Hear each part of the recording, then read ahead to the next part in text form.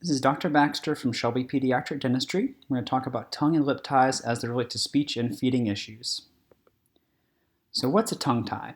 A tongue tie is a too thick, tight, or short remnant of tissue from fetal development under the tongue that restricts normal tongue movement and causes a functional issue.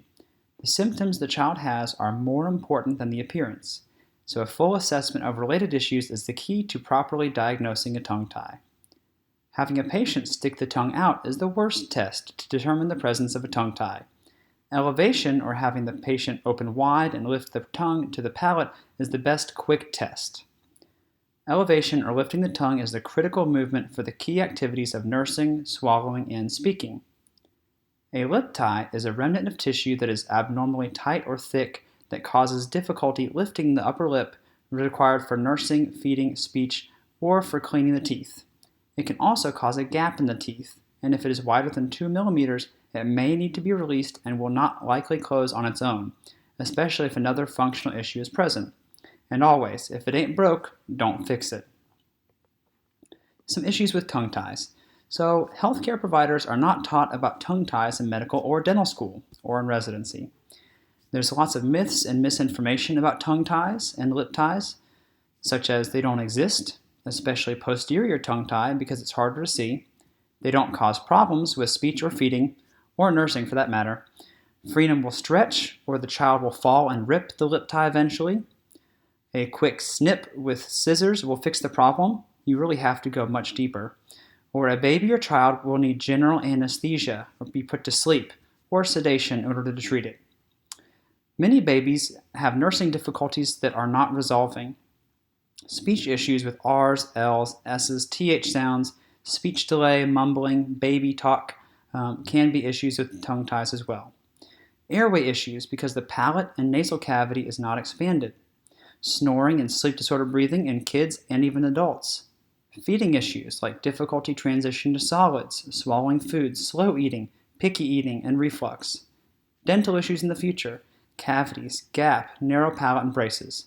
Mouth breathing, leading to ear infections and enlarged tonsils and adenoids is also common. So, start off the bat, a posterior tongue tie. Sometimes a tongue tie is obvious, sometimes it's not. If the tissue is too tight, too thick, or too short, it can cause problems. Both of these children have speech and feeding issues.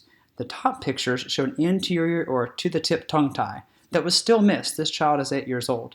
After we released it, there's no bleeding and no stitches and a nice diamond-shaped wound, and the child can elevate the tongue much better. Coincidentally, they can also stick their tongue out much better. And the bottom set of pictures is a posterior tongue tie. It's not obvious and was missed also because this child is 7 years old. But if you lift up the tongue, that piece of tissue under the tongue is too tight and too thick in order to allow normal mobility. After we released this child, his speech and feeding improved as well. So speech issues. Difficulty with sounds that require tongue elevation, S, Z, T, D, L, R, and there are others. From the posterior aspect, G, K, and ng. Difficulty speaking clearly or quickly, or so-called baby talk. Stuttering, lisping, or slurring words. Speech delay can also occur if a child has impaired tongue mobility. Now, are all the causes of speech issues or speech delay or stuttering from a tongue tie? Certainly not, but there are some that are caused by a tongue tie and warrant further investigation. It's in the Bible, Mark 7:35. His ears were opened, the string of his tongue was released, and he spoke plainly. Although some think releasing a tied-down tongue is controversial, we observe a difference daily, and others do nationwide, speech therapists and dentists and ENTs alike. Common sense suggests a restriction in the main muscle involved in speech production would have an effect on speech. And think about it. Can you run a race with your shoes tied together? Or throw a ball if your arm is rubber banded to your side? It would be very difficult to do. Feeding issues. So very picky eating, especially with textures like mashed potatoes, meats, or others. Slow eating. Difficulty swallowing leads to slow eating and getting distracted while eating. Some parents think their child gets distracted while eating, but actually they have trouble swallowing, and that's why they get distracted. Possibly they have trouble gaining weight as well. They pack foods in their cheeks like a squirrel or chipmunk. They spit out their food. They swallow it whole with very little chewing. They have reflux and constipation. They have gagging on certain foods or gagging during dental x-rays. And they're unable to eat an age-appropriate diet. They're wanting everything pureed or liquefied. Other issues that have been correlated to tongue ties, and there's not very good research on all these, but they have been seen clinically. ADHD from getting poor sleep at night, sensory issues, tooth decay, they have a hard time cleaning off their teeth, an open bite, tooth grinding, tongue thrust, high narrow palate, all those are orthodontic issues. Frequent ear infections or sinus infections, poor sleep, frequent waking, bedwetting, snoring, neck and shoulder tension or pain, and headaches. And adults can have these too. So some advantages to using a laser. There's minimal to no bleeding. There's less painful afterward than scissors or scalpel. More precise and better visual field during surgery.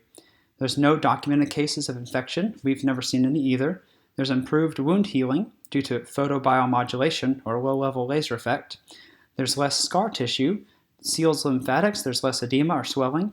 It's very effective with good case selection. There's no need for general anesthesia or sedation, putting the child to sleep. And local anesthesia with a topical numbing jelly or injected lidocaine often is enough for pain control. During the healing phase, it's very rapid. It heals by secondary intention, meaning that it's a diamond-shaped wound and it's going to heal from the outside in. We want to encourage tongue movement as much as possible. It's a wet scab that can look like an infection or pus, but it's actually not. Increased drooling is common. Motrin is the best for pain, but you can alternate Tylenol and Motrin if you need to. Normally it's sore for 2 to 3 days. It's a lot better by the 5th day, but all kids are different. And you can call me if there's any concerns arise. For aftercare exercises and stretching. So these are done to prevent reattachment and strengthen the muscles that have not been used and now have increased range of motion. It's like they've been in a cast, like atrophied, and now we're having to re-strengthen them. Myofunctional or tongue exercises are key to a good result and should be performed as long as possible, at least 3 weeks, and maybe 6 would be better. There's some sample exercises on the next slide. Wound stretching or molding to elongate the wound and trick the wound to heal open should be performed for about 3 weeks. The parent should wash their hands or wear gloves, place a finger at the top of the diamond wound, and lift the tongue up and back to put tension on the wound. Sometimes a second finger is needed at the bottom of the diamond just to stretch it apart. There will be some bleeding if the wet scab has healed back together and it's reopened. This is preferable to having it close back together and having to repeat the procedure. Especially notice in the mornings it'll be tight. We will schedule the patient for a follow-up visit at 1 week to assess healing and then do a deeper stretch or push a little bit deeper if needed. The better the wound stretching is performed, the less likely the need for a deeper stretch. So some tongue exercises you can perform. A myofunctional therapist is a great asset and is part of the treatment team. Please ask us for references if you do not already have one. Sample exercises to help with healing are described below and should be performed 3 times a day or more often if you desire. Stick the tongue out all the way to a point and pull it back in. Do that about 20 times. Stick the tongue out to the left all the way, right all the way, and then touch your palate behind your upper teeth 10 times. Push the tongue into the cheek on the right side. Looks like a gumball is in your cheek for 10 seconds and hold it there, pushing, strengthening the tongue into the left cheek. Same thing, like a gumball is there, about 10 seconds. Stick your tongue out and down the chin as far as possible, hold for 10 seconds, and then suction the tongue to the top of the palate and open widely and hold for about 10 seconds. Also, you make clicking noises like as much as you can. Here's a 7-year-old with an undiagnosed tongue tie. This shows before and after pictures. So before, it's hard to tell in there, and this one again was missed. This child had a crown put on this tooth, and no one noticed this tongue tie. And you can see when he tries to lift it up, there's a V shape. Sticks it out, there's a heart shape. Afterward, he could lift it up much better. He can lift it all the way up. You stick it out all the way down his chin, whereas before he couldn't barely get it past his lip. And at 6 months later, looks much better. There's no scar. He can elevate it nicely, and the heart shape even went away. This is the result we're looking for. Some notes. We do not always guarantee results. It's not 100% effective. Speech or feeding therapy and performing exercises is required for improvement, and all kids are different. We do make our diagnosis based upon functional issues for the child and related symptoms the child may be experiencing, combined with our clinical exam and amount of restriction present under the tongue or the lip. We do our best to achieve a full release, even after it may have been clipped incorrectly 1 or several times by another method. We use the latest technology, protocols, most current methods to provide our patients with the best results and experience possible. And we try to educate parents to ensure the child has the best chance of a good outcome. We also partner with our colleagues like speech therapists, occupational therapists, myofunctional therapists to perform the bulk of the rehabilitation and help the child achieve normal function. If you have any questions, please let us know. We'll be happy to answer them. Thank you.